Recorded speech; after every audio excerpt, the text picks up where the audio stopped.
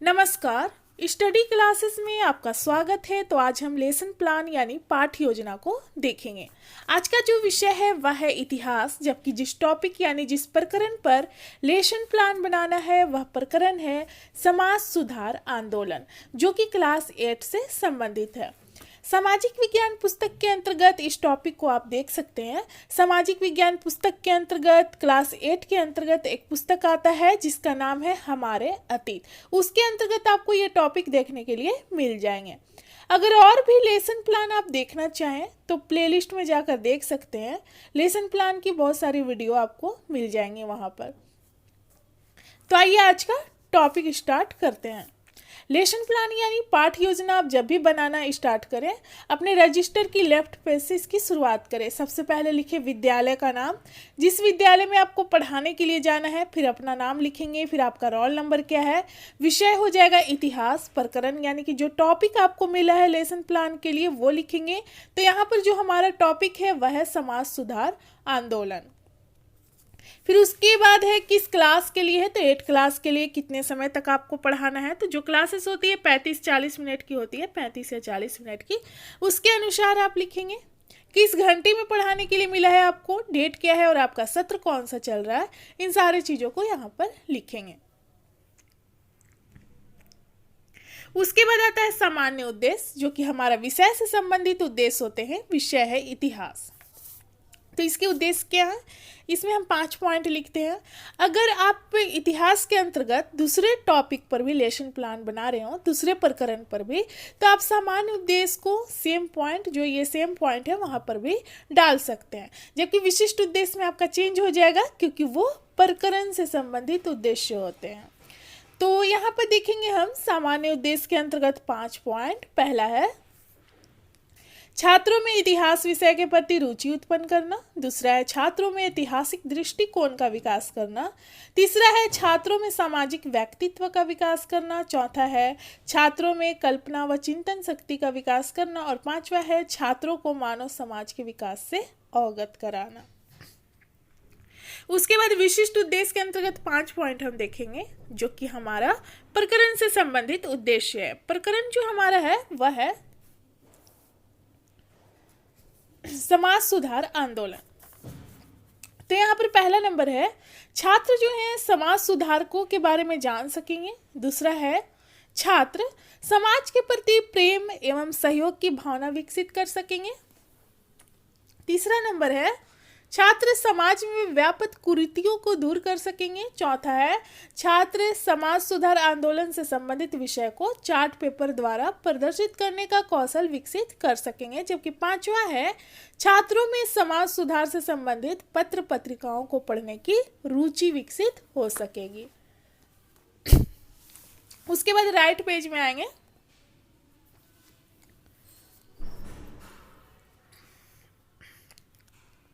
यहाँ पे लिखेंगे सहायक शिक्षण सामग्री, यानी कि पढ़ाने के समय आप किन किन सामग्री का प्रयोग करेंगे। तो यहाँ पर हो जाएगा चौक, डस्टर, चार्ट, पॉइंटर, श्यामपट्ट और अन्य शिक्षण सहायक सामग्री। किस विधि का प्रयोग करेंगे, तो व्याख्यान एवं प्रश्नोत्तर विधि। पूर्व ज्ञान में हो जाएगा कि छात्र जो हैं समाज सुधार आंदोलन के बारे में सामान्य जानकारी रखते हैं, यानी कि वो इस टॉपिक के बारे में उनको पहले से थोड़ी बहुत जानकारी है।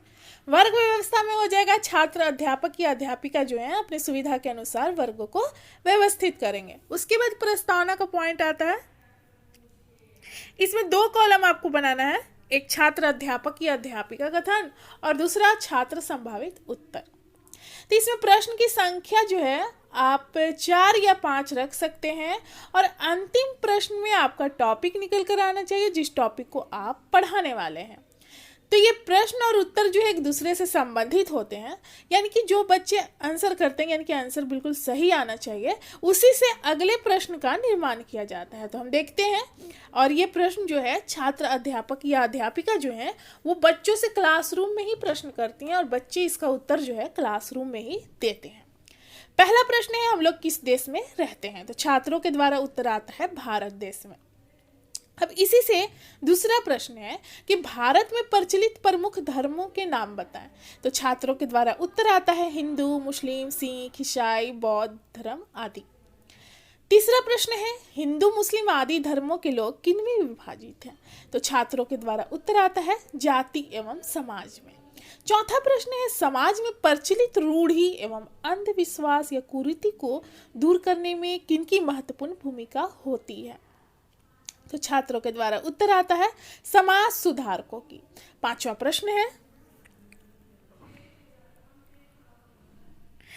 प्रश्न है समाज सुधारक एवं आंदोलन के बारे में, यानी कि समाज सुधार से जो संबंधित आंदोलन थे उसके बारे में विस्तार पूर्वक बताएं। तो छात्र जो है यहाँ पर अच्छे से उत्तर नहीं दे पाते हैं, तो हम यहाँ पर समस्यात्मक लिखेंगे और हम देख सकते हैं कि हमारा टॉपिक जो है वो निकल कर आ गया है। उसके बाद हो जाएगा छात्र अध्यापिका कथन में समाज सुधार आंदोलन, और पाठ की उद्घोषणा में हो जाएगा आज हम लोग समाज सुधार आंदोलन के बारे में विस्तार पूर्वक अध्ययन करेंगे। अब इसके बाद हम अगले पेज में आएंगे। अगले पेज में क्या करना है, दोनों साइड के पेज यूज करना है यहाँ पर, और 4 कॉलम आपको बनाना है, जो कि ये सारे पॉइंट हैं प्रस्तुतिकरण के अंतर्गत ये पॉइंट आता है। तो पहला कॉलम है शिक्षण बिंदु। शिक्षण बिंदु में आपको क्या करना है कि चैप्टर जो पढ़ा रहे हैं आप, जिस बुक से चैप्टर को पढ़ा रहे हैं उस चैप्टर से कुछ पॉइंट को लेना है, यानी कि जो पॉइंट बच्चों के सामने एक्सप्लेन करेंगे उस पॉइंट को लिखेंगे, और दूसरा कॉलम है जो एक्सप्लेन करेंगे उस पॉइंट का, बच्चों को समझाएंगे, उसको यहाँ पर लिखेंगे। और तीसरा कॉलम है छात्र क्रियाशीलन, यानी कि क्लासरूम में छात्रों का व्यवहार किस तरह का रहेगा, किस तरह से उत्तर देंगे, उसको लिखेंगे। चौथा है श्यामपट्ट कार्य। तो जैसे कि आप क्लासरूम में पढ़ा रहे हैं बच्चों को, तो उनको समझाने के लिए ब्लैक बोर्ड यूज करते हैं, तो उसी तरह से आप यहाँ पर लिख सकते हैं जिस तरह से ब्लैक बोर्ड में वहाँ समझाते हैं। और आप चाहे तो यहाँ पर ब्लैक चार्ट पेपर चौथे कॉलम में यूज कर सकते हैं, और कुछ पिक्चर्स अगर इससे संबंधित हो तो यहाँ पर चिपका सकते हैं चौथे कॉलम में। तो सबसे पहले हम देखेंगे ब्रह्म समाज के बारे में। ब्रह्म समाज, राजा राम मोहन राय। राजा राम मोहन राय को भारतीय पुनर्जागरण का अग्रदूत और आधुनिक भारत का जनक कहा जाता है। इन्होंने भारतीय समाज में सुधार के लिए 1828 में ब्रह्म समाज की स्थापना की थी। इन्होंने समाज सुधार के अनेक कार्य किए, और जैसे कि हम देख सकते हैं बाल विवाह, बहुपत्नी विवाह, जाति प्रथा, सती प्रथा आदि का इन्होंने विरोध किया।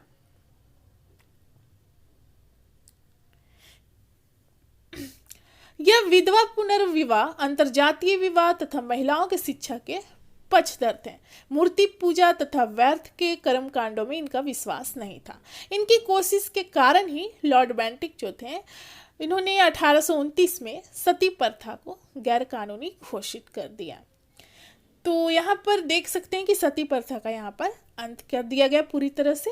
तो इसी से प्रश्न करती हैं छात्र अध्यापिका छात्रों से, जो कि हम बोधात्मक प्रश्न के रूप में देख सकते हैं। प्रश्न है ब्रह्म समाज की स्थापना कब की गई? तो छात्रों के द्वारा उत्तर आता है 1828 में। छात्र क्रियाशीलन में देख सकते हैं कि छात्र जो है ध्यान पूर्वक कक्षा में छात्र अध्यापिका द्वारा पढ़ाए जा रहे कथनों को सुनेंगे। श्यामपट्ट काल में देख सकते हैं कि जो राजा राम मोहन राय थे, उन्होंने 1828 में ब्रह्म समाज की स्थापना की, और इन्होंने इसके माध्यम से बाल विवाह, बहुपत्नी विवाह, जाति प्रथा, सती प्रथा और जो अन्य कुरीतियां थी, अंधविश्वास थे, उनका इन्होंने विरोध किया। अब दूसरा पॉइंट देखेंगे हम। शिक्षण बिंदु में टोटल 4 पॉइंट देखेंगे, जो कि इस पेज में हम 2 पॉइंट को और अगले पेज में 2 पॉइंट को देखेंगे। फिर उसके बाद हमारा मूल्यांकन आ जाएगा। तो यहाँ पर हम देखेंगे आर्य समाज के बारे में, दयानंद सरस्वती का क्या योगदान रहा। तो दयानंद सरस्वती जी आधुनिक भारत के चिंतक और आर्य समाज के संस्थापक थे। इन्होंने वेद के प्रचार के लिए मुंबई में आर्य समाज की स्थापना की। इन्होंने मूर्ति पूजा, जाति प्रथा तथा ब्राह्मण वर्चस्व का विरोध किया। इनका जो प्रमुख नारा था वो था वेदों की ओर लौटो।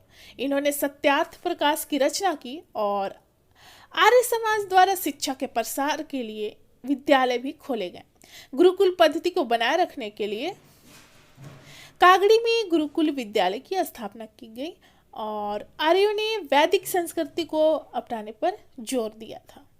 अब इसी से प्रश्न करती हैं छात्र अध्यापिका छात्रों से कि आर्य समाज की स्थापना किसने की, तो छात्रों के द्वारा उत्तर आता है स्वामी दयानंद सरस्वती ने।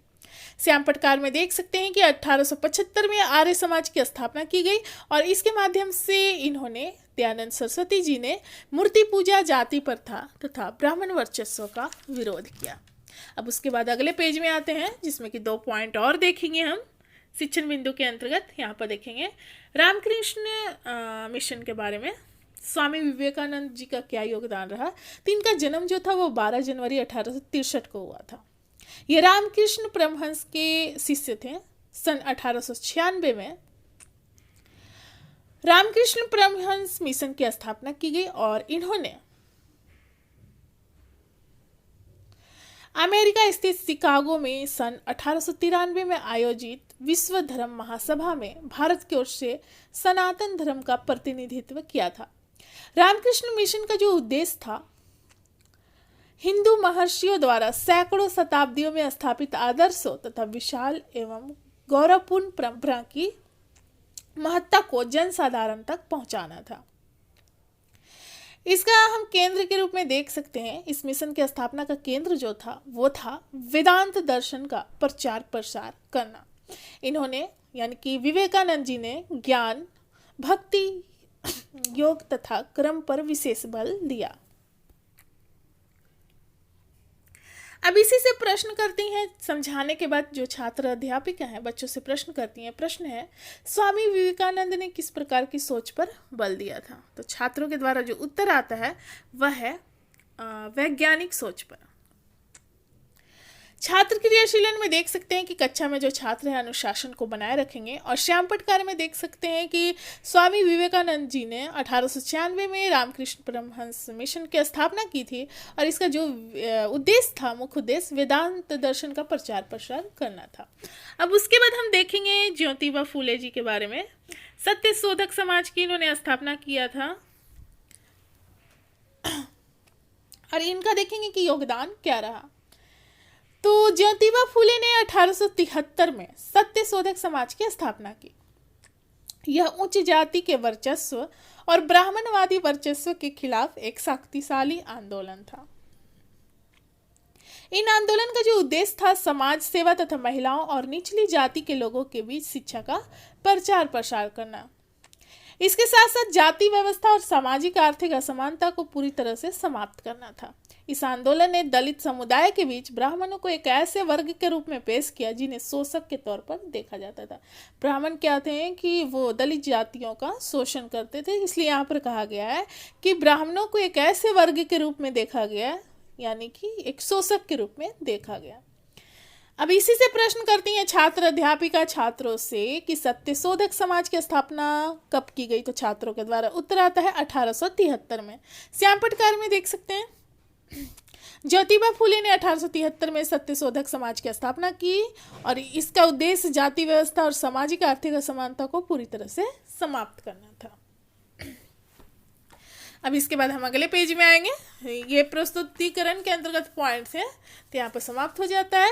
अगले पेज में मूल्यांकन करना है, यानी कि आप जो पढ़ाए हैं बच्चों को उसी से प्रश्न करना है। प्रश्न की संख्या आप 4-5 रख सकते हैं और ये प्रश्न जो है क्लासरूम में किया जाता है। बच्चे इसका उत्तर क्लासरूम में देंगे आपको, और जिस तरह से बच्चे उत्तर देंगे उसके आधार पे आप पता लगा सकते हैं, आकलन कर सकते हैं कि जो भी आप पढ़ाए हैं बच्चों को समझ में आया है या नहीं आया है।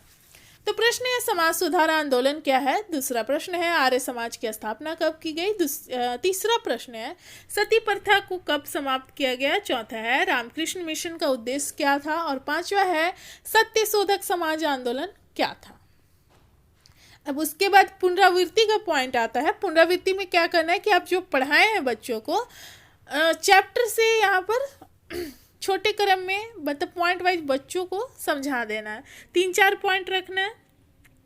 तो इसमें हम देखेंगे पहला पॉइंट, प्रायः समाज में फैली कुरीति को समाप्त करने के लिए जो आंदोलन किए जाते हैं उन्हें समाज सुधार आंदोलन के नाम से जाना जाता है। दूसरा पॉइंट है समाज सुधार के लिए अनेक आंदोलन चलाए गए थे, जैसे कि ब्रह्म समाज, प्रार्थना समाज, सत्य शोधक समाज आदि।